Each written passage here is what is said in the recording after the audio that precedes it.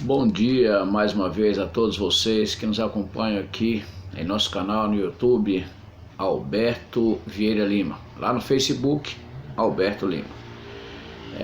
Insistimos com vocês aí para que se inscreva aí em nosso canal aí no YouTube. Lá no Facebook alcançamos uma marca de 5.000 pessoas que nos acompanham e eu não consigo mais aceitar solicitação de amizades. Vou ter que rever a lista lá, ver algumas pessoas que de repente podem ser retiradas, mas aqui no YouTube não tem limite, tá bem? Então se inscreva aqui nesse canal. Lá no Facebook como visitante você vai poder assistir minhas palestras, mas infelizmente não pode mais ser incluídos na minha lista de pessoas que me acompanham aí, tá bem? Ok, vamos lá, prosseguimento aqui a série Necessita-se Intercessores. Temos visto aí nas primeiras postagens dessa série aqui, Adão e Eva, o Espírito Santo, Jesus Cristo como intercessores, e de repente a necessidade de intercessores humanos vai surgindo aí Abel e Caim. Caim matou Abel, e como descendente de Adão ficou praticamente sozinho. Adão vai desempenhar seu papel de intercessor, mas Caim tem um terreno vantajoso, que agora como descendente de Adão ele tem um tempo enorme para fazer aquilo que é da sua natureza. Infelizmente Caim andou por caminhos que não eram os que Deus queria, e aí torna-se o intercessor do mal e não do bem. Eu estou aqui considerando o capítulo 4 de Gênesis, e no capítulo 4 de Gênesis tem algumas notas tristes aí sobre a ação de Caim no planeta Terra. Eu disse para vocês que ao surgir Abel e Caim surgiram dois times no planeta Terra. Um que representaria Deus, Abel fazendo o que Deus queria que fizesse, intercessor do bem de Deus, e Caim o intercessor do mal, portanto intercessor do próprio Satanás. Queridos amigos, não esqueça isso, aqui na Terra nós temos dois times. Nos bastidores da nossa vida tem dois poderes que atuam. Deus de um lado com seus anjos, Satanás do outro lado com seus anjos. Apocalipse 12 deixa claro que Satanás formou um grande time lá nos céus com uma terça parte dos anjos, e como líder dele nos bastidores é ele quem controla as ações do mal. E aí o apóstolo Paulo diz em Efésios que a nossa luta não é contra a carne e contra o sangue, a nossa luta é contra as potestades da maldade. Então, quando você resolve seguir a Deus, você tem que lutar contra esse poder. Quando você está ao lado desse poder, do time de Satanás, automaticamente você luta contra Deus. Essa é a realidade. Pois bem, Caim, então, está do lado errado. No capítulo 4, verso 3 de Gênesis, nós vemos aí começando a trajetória dele. Ele é rebelde. Deus pede um sacrifício com animais, ele coloca frutas. Então no sangue de Caim, na veia de Caim, começa a correr rebeldia. Rebeldia. Cuidado, rebeldes. Quando você começa a se rebelar contra alguma coisa, você precisa saber se isso é algo bom ou se é algo ruim. A rebeldia boa gera indignação. Amar vai gerar violência, vai gerar guerra, vai gerar mortes, separações, desuniões. Temos que analisar. Caim começa com a rebeldia. No capítulo 4, verso 8, Caim se torna homicida.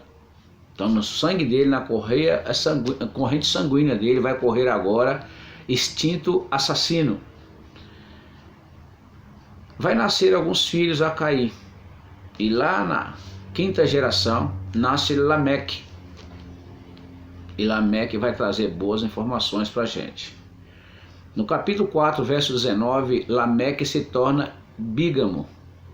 É o primeiro a assumir duas esposas. Algumas pessoas me perguntam por que na Bíblia tem várias pessoas aí, personagens importantes que têm duas esposas. Pois bem, o costume começou aqui. E começa num time rebelde. Então Deus tolerava, mas não aprovava. Tá? Então, como se tornou prática a coisa, Deus passa a tolerar. Em algum momento ele vai acabar com isso. Mas quem começa a situação é o time de Caim, que é um time rebelde contra Deus, Lameque. No capítulo 4, verso 21, vai surgir aí Jubal. E Jubal, ele é inventor de instrumentos cortantes. Minto. Jubal aqui, ele é inventor de instrumentos musicais. Ele é o pai do tocador de flauta e harpa. A pergunta que eu faço é, numa família onde nada tá bom, que tipo de música, que tipo de ritmo que Jubal criaria? Você já parou para pensar nisso? Porque existem dois tipos de música. E se alguém discordar disso, ele não conhece esse texto aqui. A música, ela pode tanto agradar a Deus como agradar o outro líder, que é o próprio Satanás, que por sinal era o camarada da orquestra nos céus, é ele que regia os cânticos nos céus. Então, cuidado com a música. A música pode ser uma fonte de inspiração, como também de distração. E Jubal é o inventor da música. E eu não consigo imaginar eles com o sangue de Caim tocando músicas que levassem eles para perto de Deus. Aqueles que faziam isso estavam do outro lado. Adão continuava tendo a sua influência. Mas Abel era para exercer a influência que Caim está exercendo e Abel está morto. Já parou para pensar nisso? Muito bem. Capítulo 4, verso 22, vai surgir aí um dos filhos de Caim. Esse é o inventor de instrumentos cortantes. É no capítulo 4, verso 22. Tubal-Caim é o nome dele. Tubal-Caim é o nome dele. Ele é o inventor de instrumentos cortantes. Para quê? Será que ele inventou só faca, motosserra,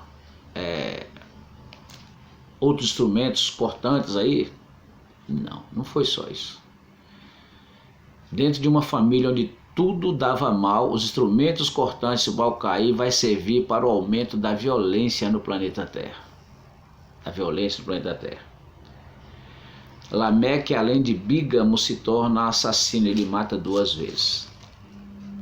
Quando Deus anuncia o dilúvio, ele fala que a maldade ou a violência está crescendo no planeta Terra. É por causa do uso desses instrumentos aí. Os homens agora querem defender propriedades. E esses instrumentos vai formando conflitos, e esses conflitos geram cada vez mais violência, e Deus chega uma hora que fala, eu estou por aqui, não dá mais para suportar a humanidade. Vocês estão vendo aí as consequências da família de Caim. Achava ser o intercessor melhor do que o pai, e melhor do que o irmão que seguia as orientações do pai. Começa a andar por caminhos que não são os caminhos que Deus quer que ele caminhe. O sangue dele fica envenenado. E com esse sangue envenenado e produzindo filhos, os filhos já nascem com a natureza própria do pai. O pai é assassino, ele vai ter um descendente lá na 5ª geração, assassino também. O pai é rebelde e os filhos são rebeldes também. Deus pede uma coisa e a descendência de Caim inteira faz outra totalmente diferente. Você já parou para analisar o porquê disso? A Bíblia tem respostas para tudo. Na realidade, o homem, com seu livre-arbítrio, vai criando possibilidades, ou para o bem ou para o mal. O que Deus faz é respeitar o livre-arbítrio de cada um, ele respeita o seu, respeita da sua família. Mas Caim é um exemplo de família terrível. Não exerceu uma boa influência no princípio e não poderia exercer uma boa influência sobre seus filhos também.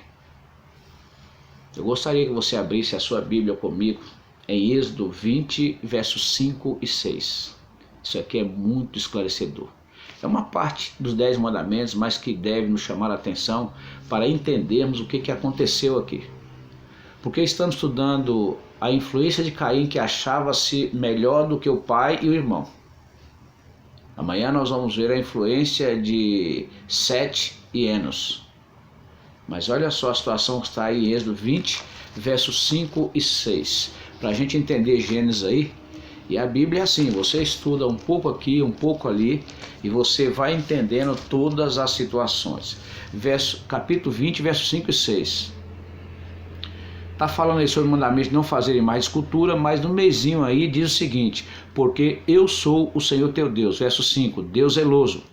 Eu visito a maldade dos pais nos filhos até a terceira e quarta geração daqueles que me aborrecem.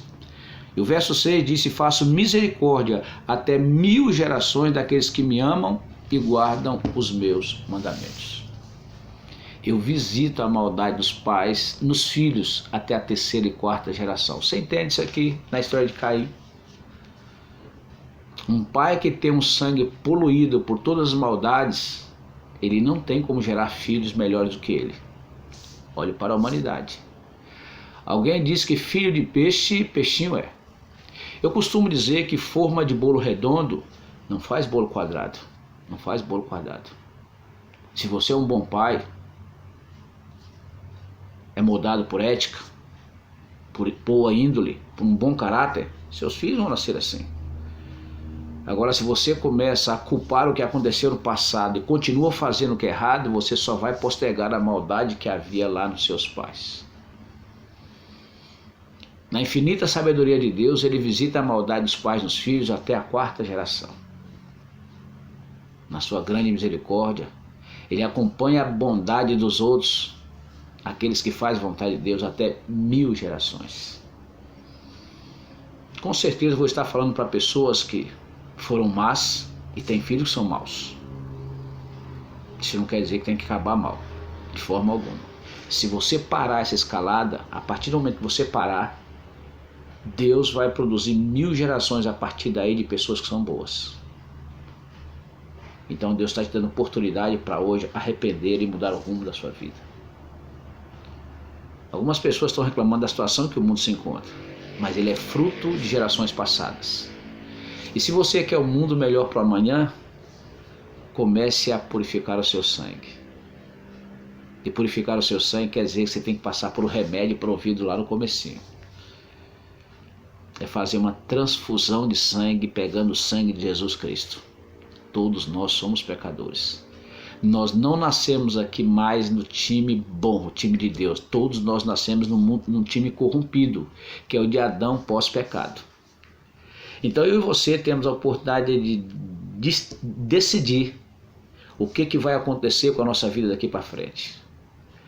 Podemos produzir uma boa geração que vai mudar a história lá na frente. Ou podemos produzir uma geração de filhos que só vai complicar mais a história da humanidade.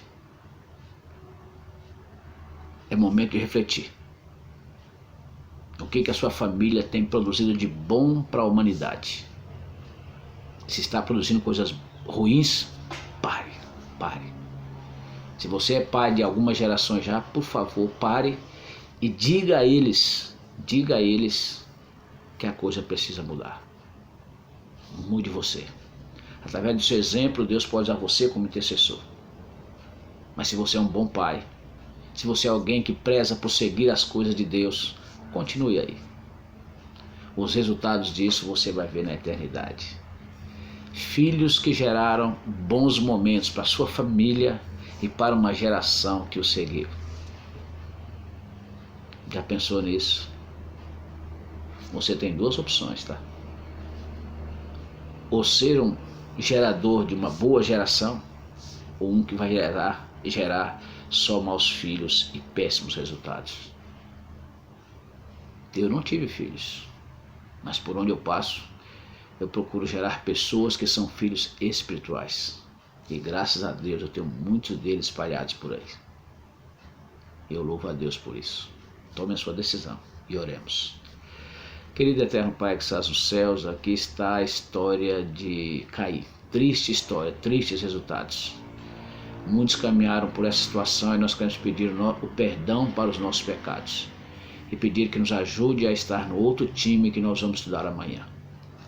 Por favor, guarde aqueles que nos ouvem, nos proteja e nos faça ser bons exemplos, ter um sangue bom para gerar boas pessoas que mude a história do planeta Terra. Por amor e em nome de Jesus. Amém.